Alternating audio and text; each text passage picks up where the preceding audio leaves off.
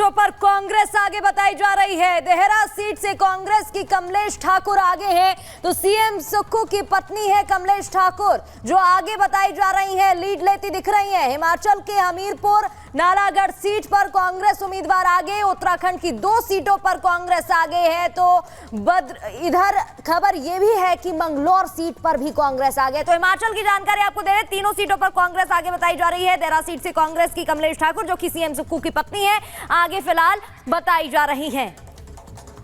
एक लगातार आपको बता रहे हैं हिमाचल की लड़ाई, हमीरपुर सीट आशीष शर्मा बीजेपी से, पुष्पेंद्र वर्मा कांग्रेस पार्टी से, हमीरपुर से कांग्रेस पार्टी आगे चल रही है। अब खबर ये मिल रही है कि यहाँ पर जो है सुखविंदर सिंह सुक्खू की पत्नी भी आगे हैं, लेकिन हालांकि पहले वो पीछे चल रही थी। अब केएल ठाकुर की बात करें भारतीय जनता पार्टी से, और उनके सामने कांग्रेस पार्टी की जो उम्मीदवार है वो भी आपको लगातार बता रहे हैं।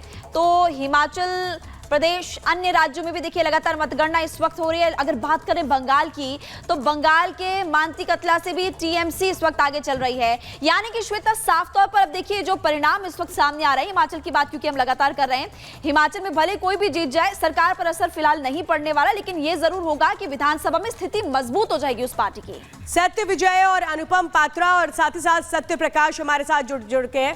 सत्य विजय, ये बताइए, एक तरह से अभी देखें जो मतगणना चल रही है वो इस ओर इशारा कर रही है कि लोकसभा के बाद ये जो उपचुनाव हुए हैं ये एक तरह से ये बताने के लिए कि इंडी ब्लॉक कितना मजबूत हुआ है ये साबित कर रहे हैं। तो इन तमाम चीजों को देखकर जो अभी तक की मतगणना चल रही है वो किस ओर इशारा करती है?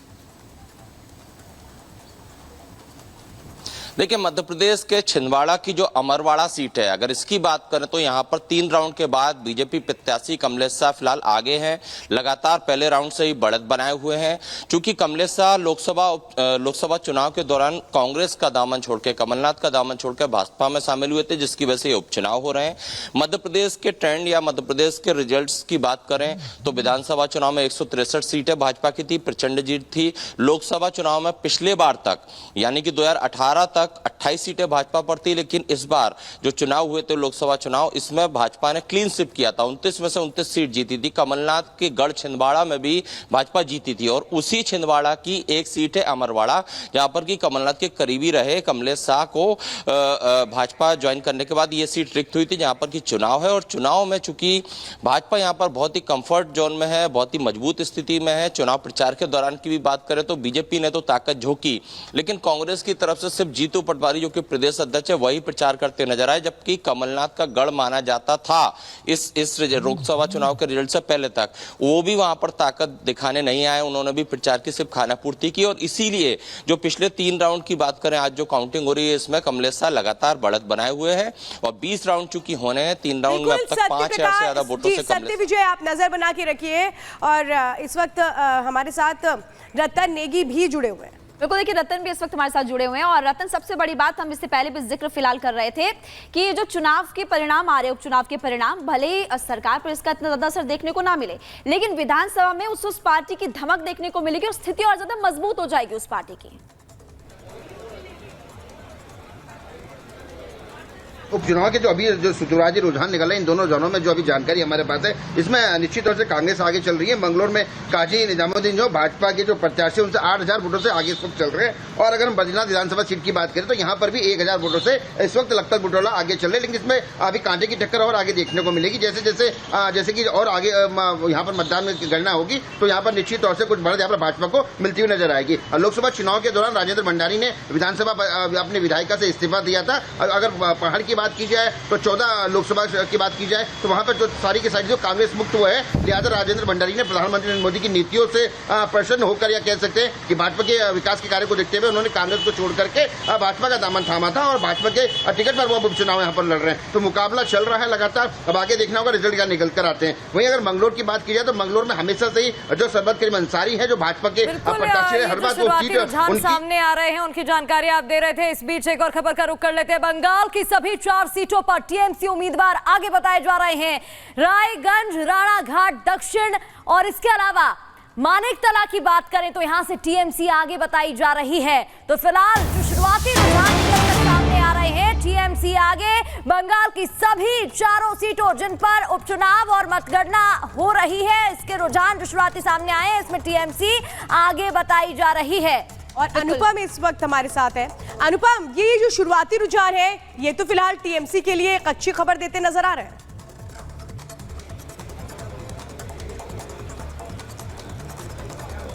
अनुपम, आवाज पहुंच रही है आप तक?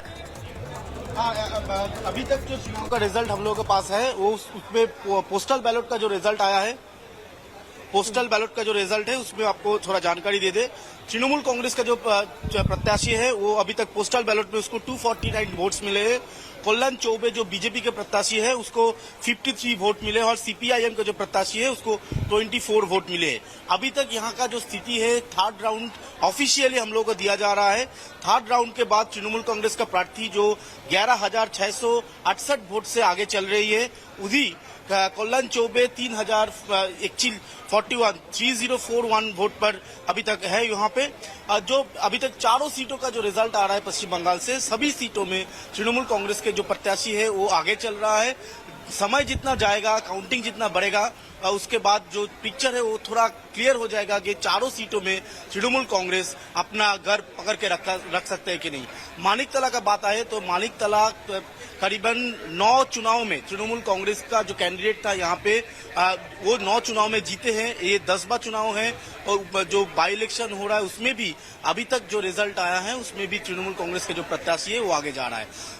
20 राउंड यहाँ पे काउंटिंग होगा, उसके बाद थोड़ा क्लियर हो जाएगा। जो ये जो सीट है मानिकतला का, जिसको तृणमूल कांग्रेस के गढ़ कहा जाता है, वो सीट तृणमूल कांग्रेस का पास ही रहेगा क्या ये सीट बीजेपी भाजपा ये सीट छीन लेगा? अभी तक चुनाव का जो रिजल्ट आ रहा है वही आपको बता रहा था। पोस्टल बैलेट का एकदम क्लियर रिजल्ट आ गया।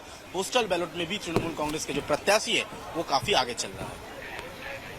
बिल्कुल अनुपम, आगे भी आपसे अपडेट लेंगे। अनुपम, सत्यविजय और रतन नेगी हमारे साथ थे। बहुत बहुत धन्यवाद तमाम जानकारियां देने के लिए। और चलिए अब बात करते हैं उस शाही शादी की जो कल हुई। राधिका मर्चेंट और अनंत अंबानी दोनों कल उनकी शादी हुई और 7 फेरे लेने के साथ ही साथ दोनों एक दूसरे के साथ रिश्ते में बंध गए। लेकिन उस शादी के गवाह ना सिर्फ बॉलीवुड के स्टार्स बने बल्कि कई राजनेता भी बने। तो विदेशों से भी किस तरह से हस्तियां शामिल हुई इस शाही शादी की गवाह बनने के लिए, उससे जुड़ी एक रिपोर्ट दिखाते हैं।